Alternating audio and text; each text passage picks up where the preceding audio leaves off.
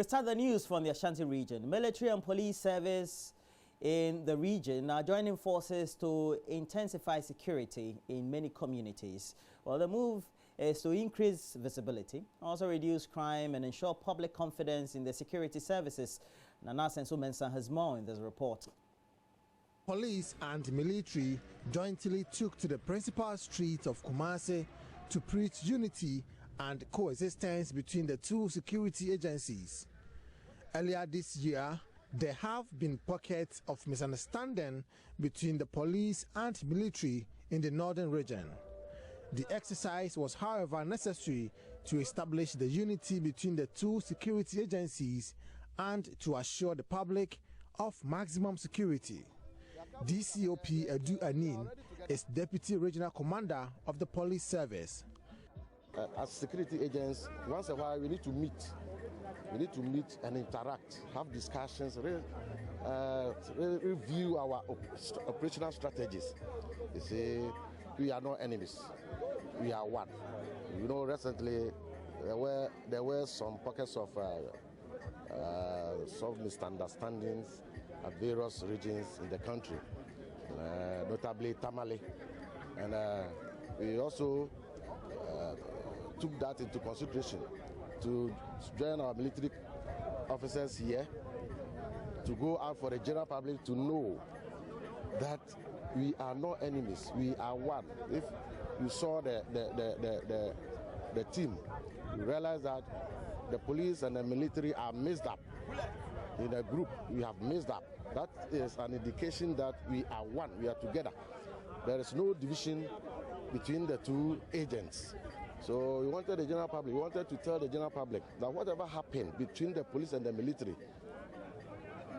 we are still one. We work together, we do everything together, because without that we cannot exist. We coexist because when we are overwhelmed by duties, we call them in to reinforce, to assist. So they are our co-partners. We cannot do away with them, they cannot also do away with us. Meanwhile, they have hinted of frequent similar joint exercises to ensure increased security presence to reduce crime in the region. Major Emmanuel Sosu is commander of the 4th Infantry Battalion. This is an operation that we are sustaining, and today's exercise, for instance, is to demonstrate that we are going to continue on this collaboration, working together with the police to make sure that crime is brought to the barest minimum in the region.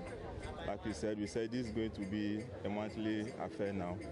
And as time goes on, we will include other security agencies, the prisons, the immigration, fire service, so that security presence will be felt largely in the region. Reporting for JoyNews, Nana Sensu Mensah. Well, so let's move on. Let's talk about the Justice for All program. Appeals Court Judge Justice Clemens Honyanuga has ascribed increasing criticisms of the program, that's the Justice for All program, as baseless. He says the fact that a few of beneficiaries of the program commit other crimes after their release does not mean that the program is not useful.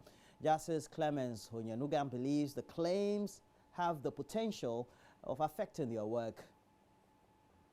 The Justice for All program has helped hundreds of inmates to regain their freedom after satisfying the criteria and conditions. In Sunyani this year, 76 remand cases came before the program team, led by Appeal Court Judge Justice Clemens Honyanuga. 14 were discharged, including a female, while 30 others were granted bail. 21 inmates had their bail applications refused, and 1 was convicted and fined, while 3 others were convicted and imprisoned. Some 4 other inmates have, however, been penciled for psychiatric treatment. Despite these successes, Justice Clemens Honyanuga is unhappy about the increasing criticism. Some convicts return to society to commit repeat crimes after regaining their freedom. He describes the criticisms as baseless. There has been persistent criticism of the Justice for All program, and recently one criticism has come about, and we want to repeat that the Justice for All program does not deal with convict prisoners. We deal with remand prisoners. And therefore, if a convict who is granted amnesty or is discharged by the court trying him or her, goes to commit any other offense, including robbery, the Justice for All program should not be blamed. And therefore, we want to send a strong signal that before any institution or any body or persons or group or persons want to criticize the program, they must be very sure of their facts. Justice Clemens Honyanuga is, however, hopeful that there will be more collaboration with stakeholders to ensure the program frees many more remand inmates. According to the Bonoafo Deputy Director of Prisons, Asama Fenning, about 1/3 of remand prisoners at the Sunyani prisons have been dealt with by the Justice for All program, which has decongested the facility. Some of the freed remand prisoners spoke about their excitement at the prospect of reuniting with their families.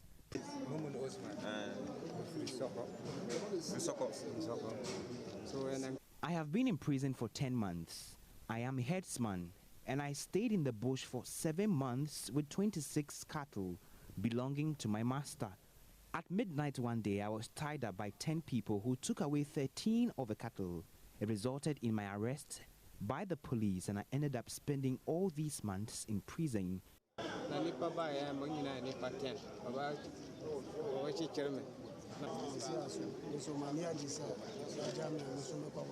I am very happy to be reuniting with my family, and I give thanks to God as well as the lawyers and the judges.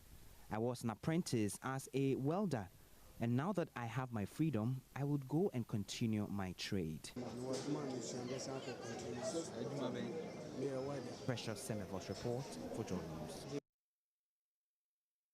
Justice, and we all deserve second chances. Well, let's move on. The Petroleum Commission is developing a quota system for employing local people into Ghana's petroleum space or industry as a means of improving local content participation in the upstream oil and gas sector.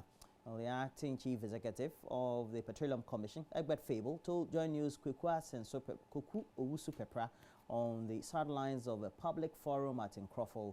The move has become imperative, all in a bid to empower Ghanaian skilled and unskilled workforce for the oil and gas sector. This is exactly what is happening.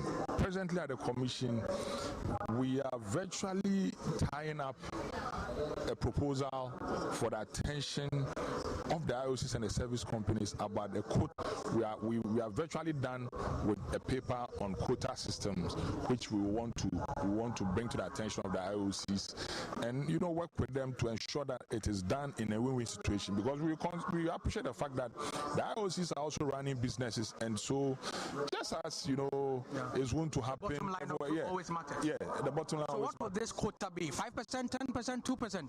I will not give you the numbers presently because we need to sit with our partners. It's still in the works. We need to sit with them. There are some of them that are virtually, some of the roles are virtually unskilled.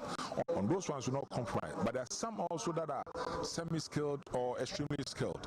Those ones we need to put our people in the learning curve to enable them, because it differs from company to company, standards and what have you, and duty of care and what have you. So we need to align our people properly and ensure that the IOCs that will be engaging them, the service companies that will be engaging them, will imbibe them in their culture. And before we go, chiefs have a role to play in eradicating poverty. And that's according to the Executive Director of the Center for Conflict Transformation and Peace Studies, the Reverend Dr. Clement Apengo.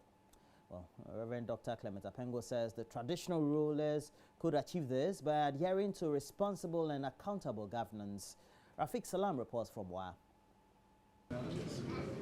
To consolidate the gains of the November 2017 Land Tenure Forum, organized by Canadian non-governmental organization Mennonite Development Associate MEDA, with its key facilitating partners, another advocacy forum has been held in WA. MEDA Grow, with support from Global Affairs Canada, narrowed the participants to paramount chiefs and queen mothers, registrars, council and research officers. The goal of the forum is to advocate for longer and secure land tenure for women, with a view of getting commitment from the paramount chiefs to develop a communique which will be enforced in all communities. Media Country Program Manager Karen Walls disclosed 21,500 women in the Upper West region are being supported under the Media Grow project, and they are into the cultivation of soya beans. She said despite the challenges they are confronted with, having access to land, they are doing well with a little at their disposal and have impacted positively in the lives of their families. When we talk about Canadian development, it should go hand in hand with women empowerment. So this land tenure event that this is our second one that we're holding, is at the crux of really empowering women to not only be able to access land, but also to be able to use resources and show to all how a woman and her family can take care of all of these things. And without it, we see bad decisions made for easy, quick money. And yet, by empowering women to make smart choices for their household, we see a huge difference in the way in which Ghanaian women work with the land and take care of the land. The executive director of the Center for Conflict Transformation and Peace Studies, CETOTAPS, Reverend Dr. Clement Ampenwa, spoke of the international agenda to elevate poverty by 2030, saying that a lot is expected from chiefs at the local level to make it a success. But you know, in our traditional system, it's the chief's house you go for justice. I did not choose to be born a man or a woman. My gender, my sex as a woman or a man is an accident of birth, and I should not be disadvantaged because of something I did not buy or I did not cry for or call for, which is my gender. My sister is considered somebody's house owned, so she has no property in our house. My brother's wife is considered coming from another house, and she has no say in our house. Some of the paramount chiefs, including Lorana, Napole Cabo III, and Guruna Seydou Brema, agreed on the need to give opportunity for women to own lands in the region. However, they have some concerns. But if MEDA can find a way, particularly in Upper West, that you can find a way to strengthen us. Little League Secretariat, computer systems, the way we can document what we have signed off, so that there are no double allocations as we are experiencing in Accra. So if the legal system maybe in fashioning it out could at least factor in really the keys, especially those of us in North and Upper West here. I'm told the Northern region is a different scenario altogether. But Upper West here is a very big challenge. Reporting for JoyNews, Rafiq Salam. Well, so that's it for our latest news updates. We have more news. We will be reviewing the newspapers, review online portals, particularly our own, myjoyonline.com and the others. And then don't forget, we have the Deputy Minister of Information, Kujo Ponkroma, here in the studio. And he'll be asking some critical questions about government intended decision to introduce an upward adjustment to a current VAT taxation. We'll take a look at that as well, and he'll be talking to Kujo Yankson, of course. But please, we have greater conversation here. We're wrapping up all the discussions on the World Cup, and then we're having Dr. Lord Mensah. He is with the Finance Department of the University of Ghana Business School. So we'll wrap up also with Showbiz with Becky. Stay with us, the AM Show, live here on the channel. We'll be right back with the review of the newspapers.